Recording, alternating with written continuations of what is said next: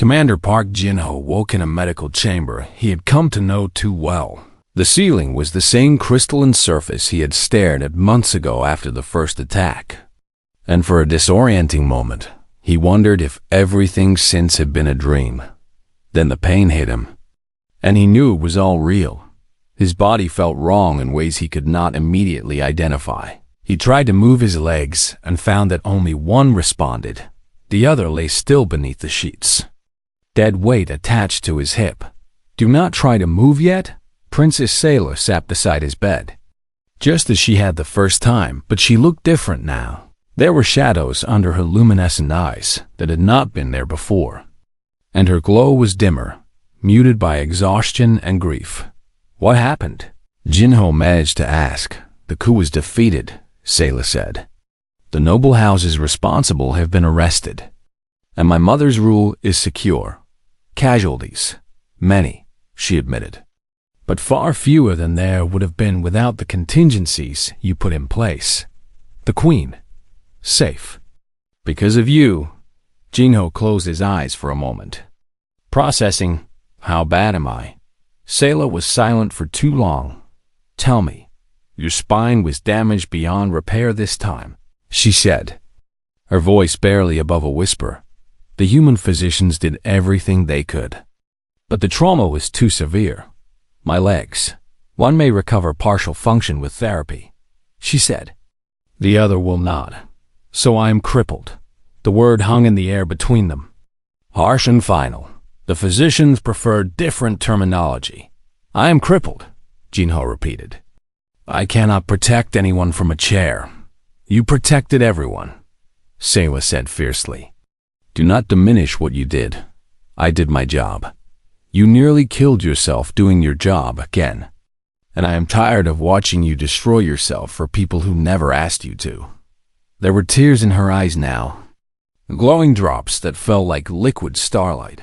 "I am tired of being afraid that every time I see you, it will be the last time." "Sailor." "No," she said. "You do not get to comfort me right now. Not when you are lying in that bed with injuries that should have killed you.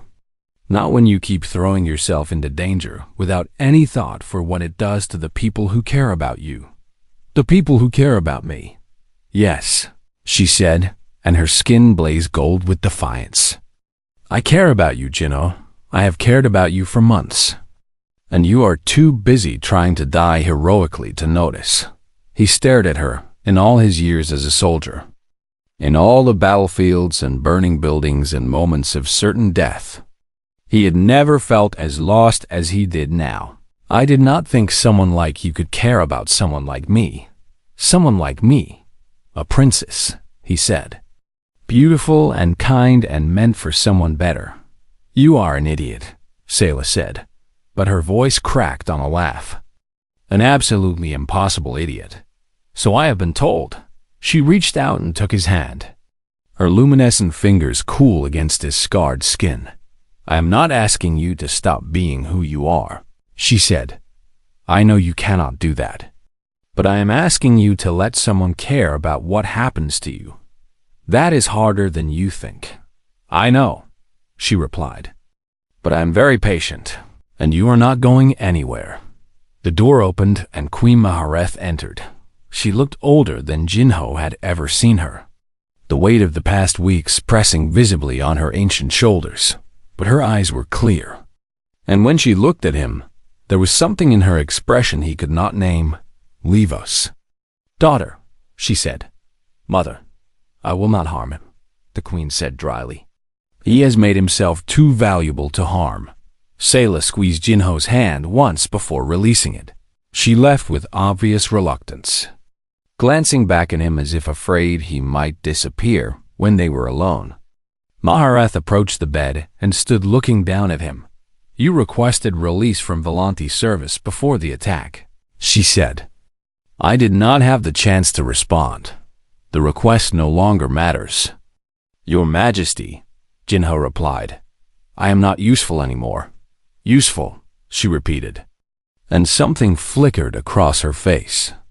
"You think your value to me was measured in your ability to fight. Is that not what humans are good for? Humans are good for many things I did not expect.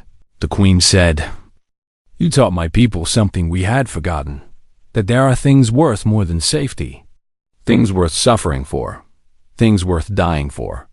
Pretty words will not restore my legs." "No," she agreed, "but perhaps something else will restore your purpose." She moved to the window the way she always did when she was thinking, "I have been queen for over 200 years, she said. "In that time I have made countless decisions and rarely questioned any of them, but since you came to my court, I find myself questioning everything. I apologize for causing confusion." "Do not apologize," she said sharply. "The confusion is necessary." She turned back to face him. "I have decided to formally refuse your request for release," she said. "Not as a queen claiming a subject, but as something else. I do not understand." "You will," she replied, "when you attend court tomorrow, Your Majesty." "I cannot attend court in a wheelchair." "You can, and you will," she said. "That is not a request." She left without further explanation the next morning. Servants helped Jinho into a wheelchair that had been modified to accommodate human proportions. They dressed him in robes that bore the royal colors, which confused him because those colors were reserved for the royal family when they wheeled him into the throne room. The entire court was assembled. Nobles and servants and guards filled every space, their luminescent skins creating a sea of shifting color. Queen Mahareth sat on her throne with her daughters beside her. When Jinho entered, every eye turned to watch him. He had never felt more exposed in his life. The servants wheeled him to the center of the room and then withdrew. He sat alone before the throne, a broken human in a sea of beautiful aliens. "Commander Park Jinho," the queen said, her voice carrying to every corner, "you came to my court as a representative of your species, and you have served with honor beyond any requirement. Your Majesty, twice you have placed yourself between my family and death," she continued. "Twice you have given everything you had to protect people who are not your own, and twice you have paid prices that cannot be repaid." She rose from her throne and descended the steps. The court gasped as she knelt before his wheelchair. "A queen does not kneel," someone whispered. "This queen does," Mahareth said loudly. "For a man who has earned it." She looked up at Jinho with ancient eyes that had seen centuries. "I cannot give you back what you have lost," she said, "but I can give you a place where what remains is honored. I do not deserve. I am adopting you into the royal house," she said, cutting him off. "Not as a servant or a subject, but as family. And you will be cared for with every resource this empire possesses for as long as you live." The court erupted in murmurs of shock. Jinho stared at her, speechless. "You taught my daughter that humans protect those who cannot protect themselves," the queen said softly. "Now the Volanthi will learn to do the same, starting with you." She rose and turned to address the court. "Let it be known throughout the empire," she declared. "This man is Park Jinho of House Mahareth, first guardian of the Volanthi crown. And any who dishonor him, dishonor me." Sayla broke from her place beside the throne and ran to his side. She took his hand in front of everyone, not caring about scandal or propriety. "Welcome to the family," she whispered. Jinho looked at the queen, at Sayla, at the court that watched with expressions ranging from wonder to confusion. He had spent his whole life expecting to die alone and forgotten. Instead, he had found a home among stars, a purpose beyond survival, and people who refused to let him go. "Thank you," he said, and his voice broke on the words. "Do not thank me," Mahareth replied. "Thank yourself for being stubborn enough to survive." She returned to her throne, and the ceremony concluded. And slowly the court returned to its normal rhythms, but nothing was truly normal anymore. The Volanthi had begun to change in the years that followed. They built defensive forces and trained soldiers and learned to protect the weak. They spoke of duty and sacrifice, concepts that had been forgotten for generations, and whenever anyone asked where they had learned these things, They pointed to the old human in his wheelchair, watching from the balcony with a princess at his side. They called him the first guardian. They said he taught them what it meant to be worthy of survival, and Park Jin-ho, who had given everything he had and found something greater in return, finally stopped fighting. He had found his home, he had found his family, he had found his peace. The Festival of Luminescence came on the longest night of the Volanti year. When the palace opened its gates to every citizen who wished to enter, it was the most sacred celebration in their culture. A time when the boundary between crown and common folk dissolved into shared light and music.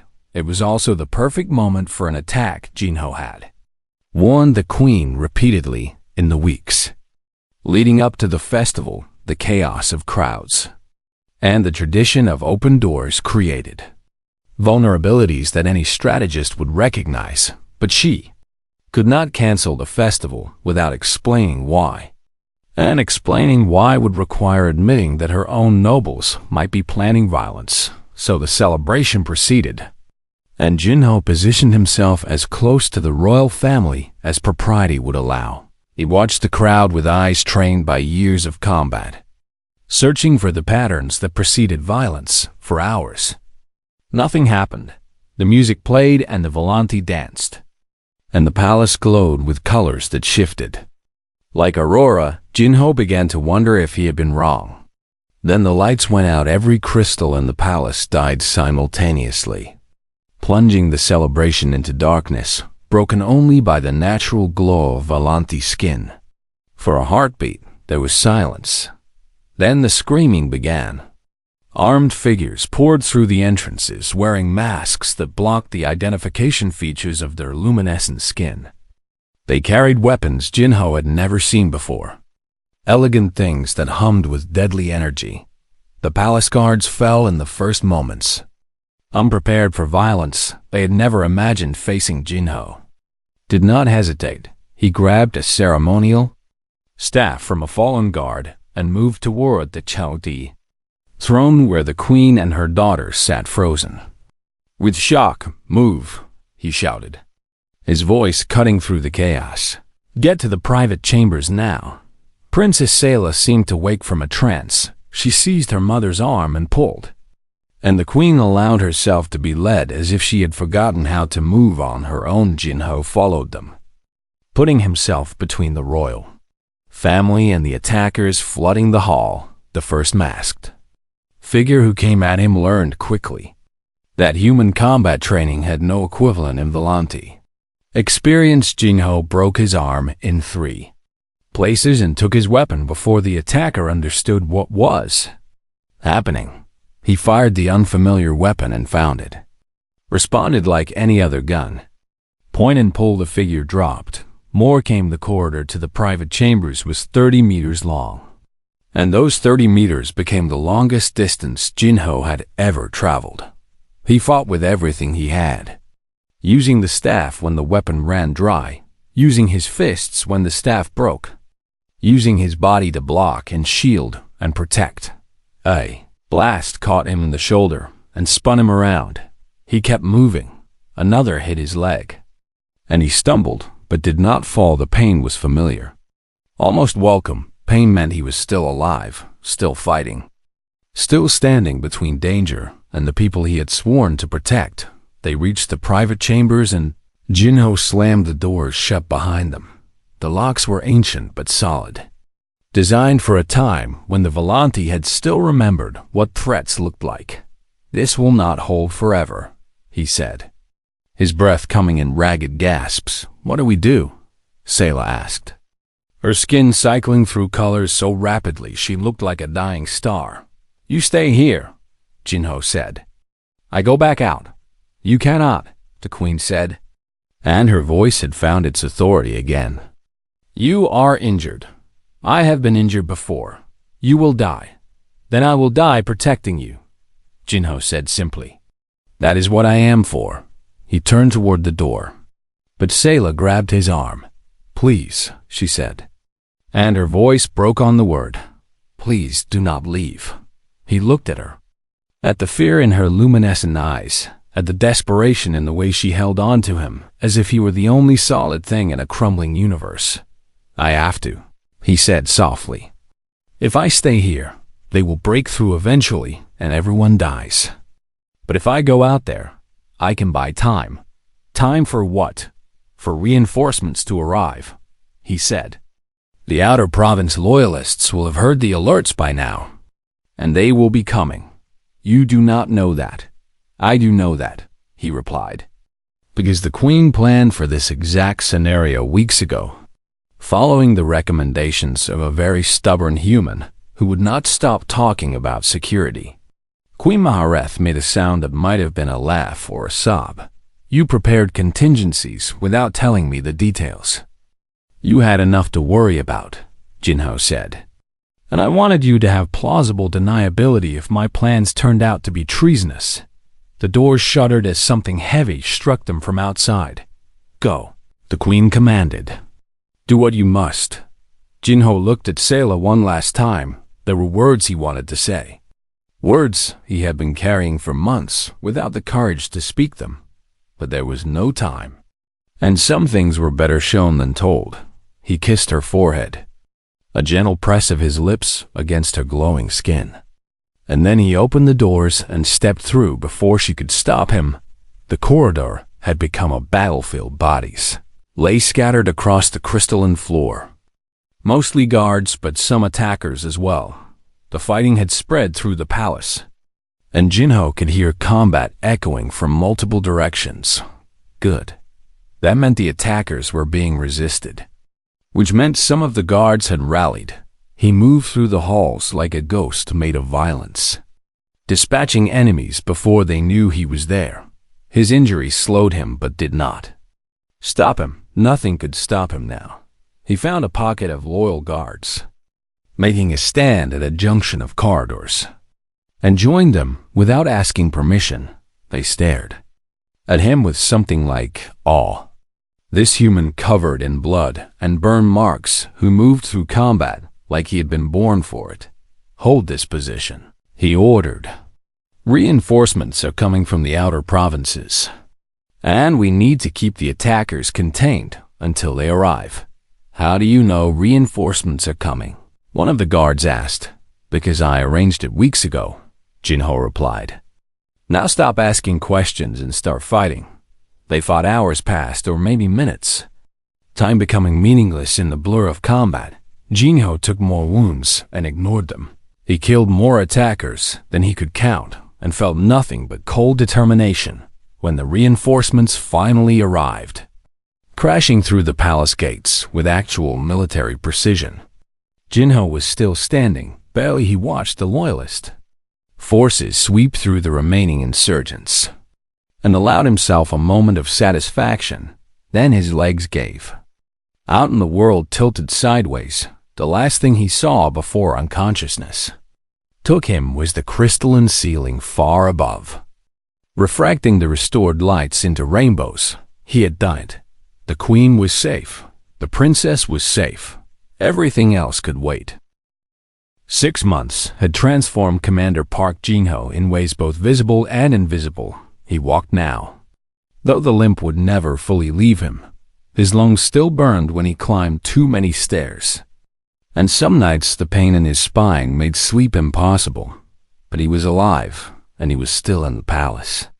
And that was more than he had expected. His position had evolved into something without a clear title. Officially, he remained a military attaché, but the human embassy had stopped asking him to file reports months ago. Unofficially, he had become a strange combination of advisor, curiosity, and cautionary tale. The Queen summoned him regularly to discuss human affairs, and those discussions had gradually expanded to include matters far beyond his original expertise. She asked him about military strategy, about leadership, about how humans handled conflict and betrayal. She seemed genuinely interested in his answers, though she rarely revealed what she thought of them. Today he sat in her private study, a small room filled with ancient texts and glowing crystals that served purposes he did not understand. She had called him here an hour ago, but had not yet spoken. Instead, she stood at her window, watching the city below with an expression he could not read. "You have something on your mind." "Your Majesty," Jinho finally said. "I have many things on my mind," she replied without turning. "That is what it means to rule. Something specific is troubling you today." She was silent for another long moment before turning to face him. "You are very observant for a human. I was trained to read situations. And what do you observe now?" Jinho considered his words carefully. "You have been receiving more messengers from the outer provinces than usual," he said. "Your council meetings have grown longer and more frequent. And the guards have changed their patrol patterns 3 times in the past month. You noticed all of that. I notice everything that might be a threat." The queen studied him with those ancient eyes. "And what conclusions have you drawn?" "Something is wrong," Jinho said bluntly. "Someone or something is making you nervous. And you are preparing for trouble you do not want to admit is coming. The noble houses who tried to kill my daughter were not the only ones who oppose my rule," she said slowly, as if testing whether to trust him with the words. "There are others who believe I have grown too old and too weak. You think they are planning something. I suspect it, but I cannot prove it." "What kind of something?" The queen hesitated. "The Lanti do not wage war against each other," she said. "We have not done so in generations, and the very concept is almost beyond my people's comprehension. But you are worried they might try. I am worried they have forgotten why we stopped." Jinho leaned back in his chair and thought about what she was telling him.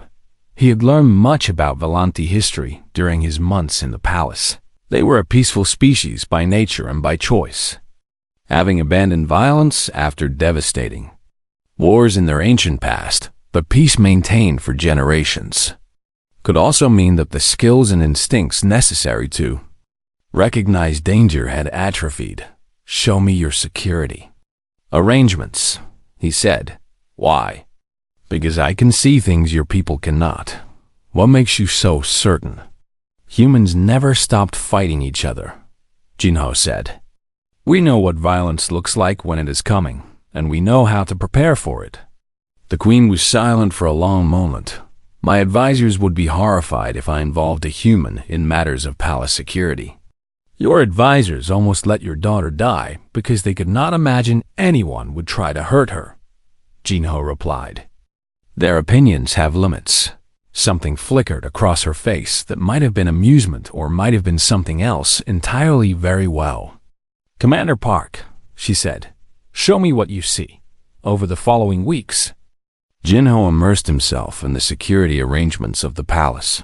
What he found disturbed him deeply. The guards were ceremonial rather than functional, trained in tradition rather than combat. The patrol routes were predictable and easily avoided. The weapons they carried were antiques that had not been properly maintained in decades. Worse, he began to notice patterns in the movements of certain noble houses. Supplies being stockpiled in unusual quantities. Private guards being hired and trained away from court eyes. Messages passing between estates that had been rivals for generations. He brought his concerns to the queen piece by piece. Careful not to overwhelm her with human paranoia, she listened to each report with growing unease, her skin shifting through shades of gray and violet that spoke of worry. She was trying to hide. "You truly believe they would attempt violence?" she asked one evening. "I believe they are preparing for it, whether they fully intend to use it or not." "What would you recommend?" "Strengthen your loyal guards and train them properly," Jinho said. "Identify which noble houses can be trusted and which cannot, and prepare contingency plans for every scenario you can imagine. And if the violence comes anyway, then you fight," he said simply. "Or you lose." The queen turned away from him, her glow dimming. "You make it sound so simple." "It is simple," Jinho replied. "The execution is the hard part. And what will you do if violence comes to my palace?"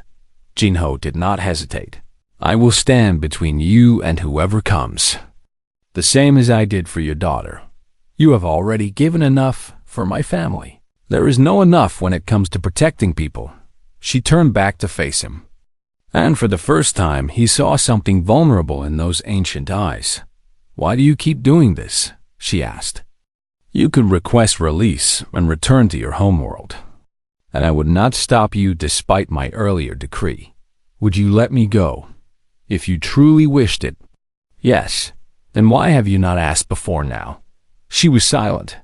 "I think you know why I stay," Jinho said quietly. "The same reason you keep summoning me to these meetings instead of relying on your own advisors." "And what reason is that?" "Because you need someone who will tell you the truth," he said. "Even when it is ugly, even when it hurts, even when everyone else is too afraid to speak. That is a heavy burden for one human to carry. I have carried worse." She approached him slowly, moving with a grace that made even walking look like dancing. "You confuse me." "Commander Park Jinho," she said. "Every time I think I understand humans, you show me something new." "Humans confuse each other constantly," he replied. "You should not feel bad about it." For the first time in all their conversations, Queen Mahareth laughed. It was a soft sound, like crystal chimes in wind, and it transformed her ancient face into something almost young. "I am beginning to understand why my daughter spends so much time with you," she said. "Princess Sayla is kind to keep me company." "She's not being kind," the queen said, and something knowing flickered in her eyes. "But you are too polite to acknowledge that, and I am too old to meddle." She returned to her window and looked out at her city. "Prepare your security recommendations," she said, "and prepare yourself as well." "For what?" "For whatever is coming," she replied. "I have a feeling we will need every ally we can find before this is over." Jinho rose and bowed. "I will be ready." "Your Majesty." "I know," she said softly. "That is what frightens me most." He did not ask what she meant. Some truths were too heavy to speak aloud. He simply left her study and began preparing for a war that he hoped would never come, knowing in his soldier's heart that it almost certainly would. 3 days passed before the human physicians declared that Commander Park Jinho would survive. The news spread through the palace like ripples on water, and reactions varied wildly depending on who heard it. The common servants whispered with something like awe about the creature who had thrown himself in front of death for their princess. The noble houses muttered with barely concealed disgust about the primitive animal who had spilled his red blood all over the sacred ceremonial hall princess. Sayla simply sat beside his bed and refused to leave. Her attendants brought her food. She did not eat, and messages she did not read. They begged her to return to her chambers to rest, to remember her station and the scandal of a princess keeping vigil for a human. She ignored them all on the 4th day. Jinho woke properly for the first time since the surgery. His body felt strange, held together by medical technology he did not understand and willpower he was not sure he still possessed. Everything hurt, but the pain had become a dull roar instead of a screaming fire.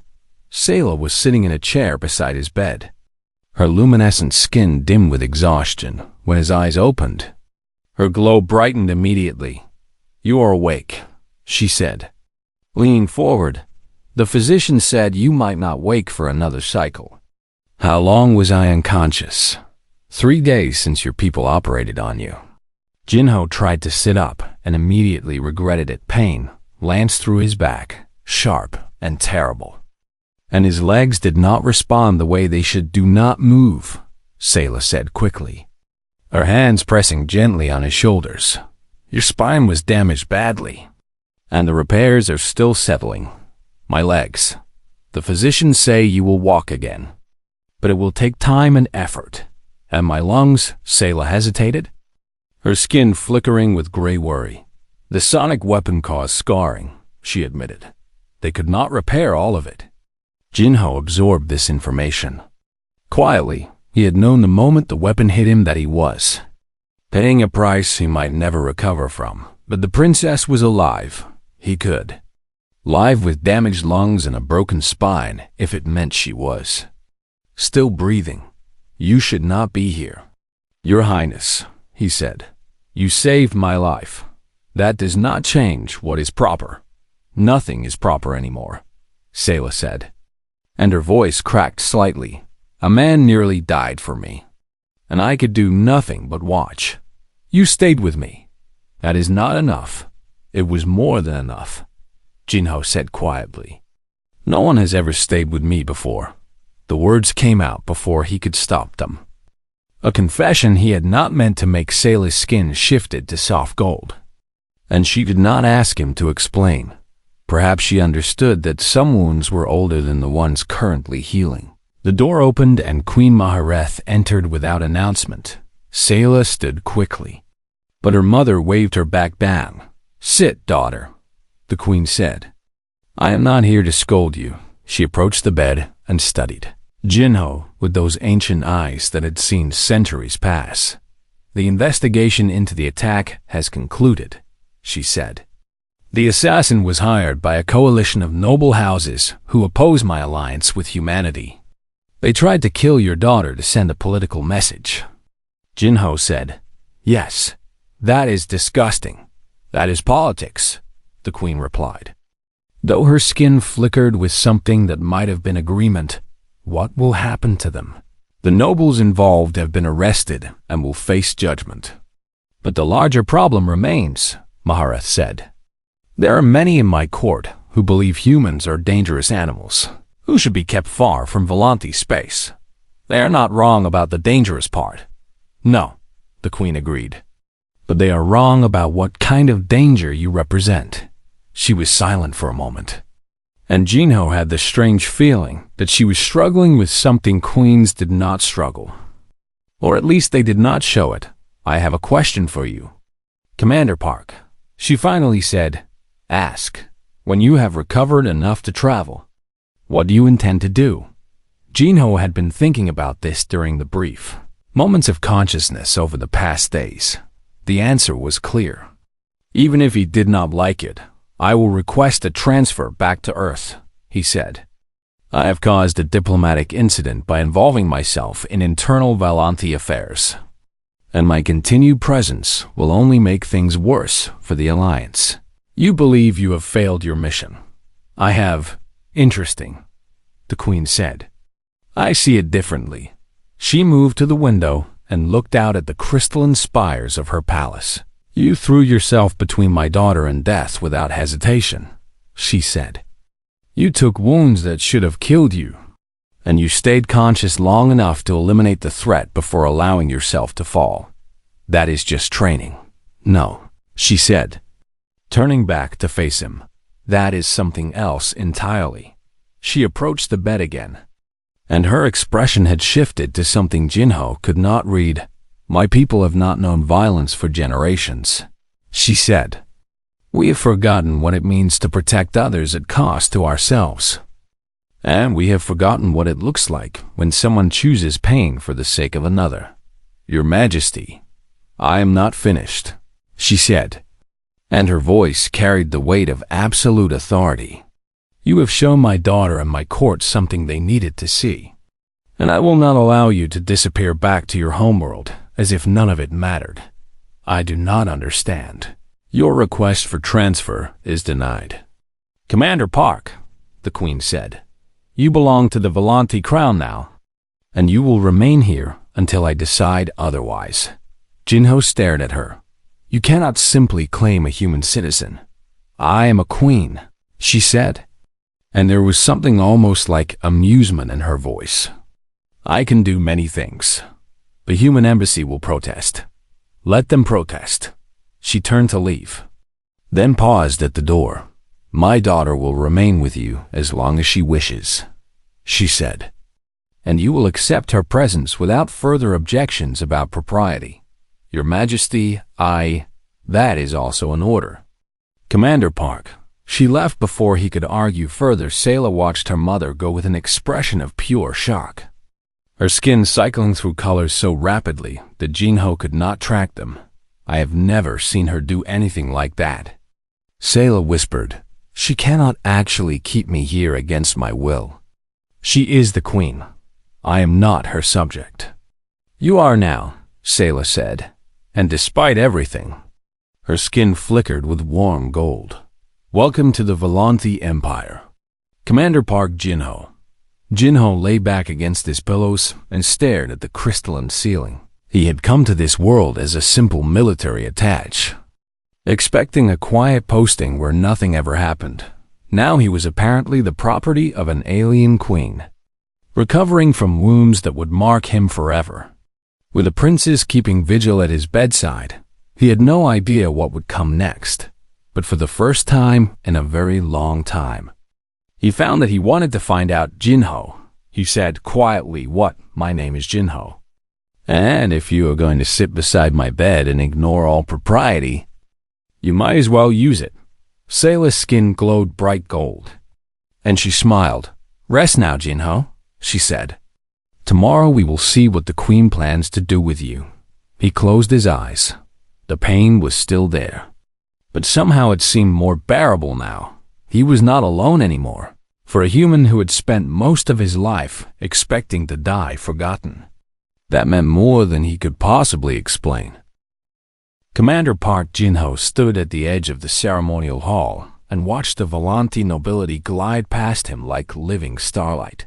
Their skin glowed with soft blues and purples, shifting colors that reflected their emotions in ways he still could not fully read after 6 months on this alien world. He was the only human in the room, a fact that every passing glance reminded him of. The Volanthi were tall and slender, their bones hollow like birds, their bodies built for a gentle world that had never known predators or war.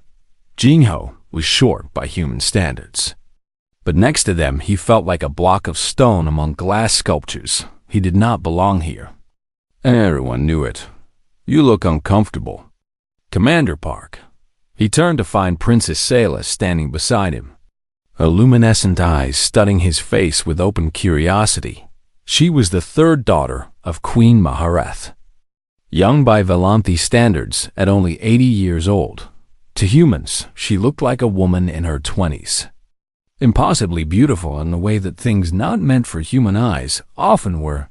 "I am fine." "Your Highness," Jinho said with a small bow. "You always say that," Sayla replied, tilting her head in that bird-like way her people had. "But your shoulders stay tight and your eyes keep moving to the exits." Jinho allowed himself a small smile. Old habits from military training. "Your Highness." "Sayla," she corrected him, as she did every time. "We have known each other long enough for names. That would not be proper. Humans and their propriety," she said. But her skin flickered with warm gold, which he had learned meant amusement. "Tell me about Earth again while we wait for the procession." The ceremony today was important. Some kind of renewal of oaths between the noble houses and the Crown. Jinho understood the politics only vaguely. His job was simply to represent humanity at court functions and report back to the embassy. He was a soldier playing diplomat, and not a very good one, but Sayla seemed to enjoy his company, and he had come to enjoy hers. She asked endless questions about Earth, about humans, about the strange, violent history of his species that they, Volanthi, found both horrifying and fascinating. "What would you like to know?" he asked. "Tell me about your scars again." He glanced down at his hands, where old burns marked his skin from an accident during his first deployment. "These are not interesting stories." "Your Highness, everything about humans is interesting," she said. "You break so easily, yet you keep going." Before he could respond, the ceremonial horn sounded. The procession was beginning. Queen Mahareth entered the hall from the far end, surrounded by her royal guard. She was ancient by any measure, over 400 years old, and she moved with the weight of centuries. Her skin glowed deep violet, the color of authority and power among her people. Behind her walked her 3 daughters in order of age. Sayla excused herself and hurried to take her place in the line. Jinho stepped back against the wall, trying to make himself invisible. The procession moved slowly through the hall as nobles bowed and the crowd parted. Jinho let his attention drift to the security arrangements. The Volanthi guards carried ceremonial staffs that doubled as weapons, but they held them like props rather than tools. Their formation was loose, their eyes unfocused. They were not expecting trouble. They never expected trouble. Jinho's instincts screamed at him that something was wrong, but he could not identify what the Volanthi did not wage war. They had not known violence for generations. There was no reason to expect danger. Then he saw a figure in the crowd, wearing noble robes but standing wrong. The posture was tense. Coiled, ready human body language translated poorly to Volanthi. But some things were universal. This person was about to act. Jinho pushed off the wall and began moving before his conscious mind caught up. The figure raised something beneath their robes. Jinho recognized the shape of a sonic disruptor, a weapon designed to shatter Volanthi crystalline bones like glass. The weapon aimed at the princesses. He ran. The world slowed down the way it always did when death was close. Jinho had felt this before, in burning vehicles and collapsing buildings and firefights on 3 different planets. His body knew what to do even when his mind was still processing. He slammed into Sayla just as the weapon fired. The sonic blast hit him in the back. Like a hammer made of sound, he felt things break inside him. IBS cracking and organs tearing. The pain was extraordinary, beyond anything he had experienced, but Sayla was beneath him, shielded by his body. And the weapon had not touched her. The attacker tried to fire again. Jinho rolled, pulling his sidearm in a motion drilled into him through years of training. He fired twice. The attacker dropped. Then the pain caught up to him, and the world turned red and then black around the edges. He heard screaming. The Volanthi voices raised in panic and confusion. Someone was pressing against his wounds, luminescent hands turning red with human blood. "Stay awake," Sayla was saying, her voice cracking with terror. "You have to stay awake." Jinho tried to speak, but blood filled his mouth. He had done his job. The princess was safe. That was enough. The darkness took him. When consciousness returned in fragments, he heard voices arguing above him. "We cannot treat this biology," someone was saying. "Human physiology is too different from our own." "Then find humans who can," another voice commanded, sharp with authority. "Your Majesty, the human embassy is hours away, and he does not have hours. Then he will have to hold on." Jinho forced his eyes open. The ceiling above him was crystalline, refracting light into rainbows. He was in some kind of medical chamber. Every breath felt like knives in his chest. Queen Mahareth stood at the foot of his bed, her ancient face unreadable. Her advisors clustered around her, their skin flickering with anxious greens and grays. "You are awake," the queen observed. Jinho tried to nod, but the movement sent fire through his spine. "The princess," he managed to whisper. "My daughter is unharmed. Thanks to you." "Good." He closed his eyes again. He heard the queen dismiss her advisors, heard their footsteps fade. When he opened his eyes again, she was standing closer, studying him the way a scientist might study a strange specimen. "My physicians say your spine is damaged," she said. "Your internal organs are bleeding, and several of your bones are broken into fragments." Sounds about right. "They also say you should be dead already. Humans are stubborn." "Why did you do it?" she asked. And for the first time, her voice held something other than cold authority. "You are not sworn to protect my daughter, and you gain nothing from this action." Jinho thought about the question. It deserved a real answer, even if he did not have the strength for long explanations. "Where I come from," he said slowly. "You protect people who cannot protect themselves, even at the cost of your own life, especially then." The queen was silent for a long moment. "I do not understand your species," she finally said. "Most species do not." "Rest now, Commander Park," she said, turning to leave. "Human physicians are being brought from your embassy, and I expect you to survive until they arrive. Is that an order?" "Your Majesty." "Yes," she said without looking back. "It is." Jinho closed his eyes, for the first time since the weapon hit him. He allowed himself to hope he might live. He had a direct order from a queen. After all, and Commander Park Jinho had never disobeyed a direct order in his life.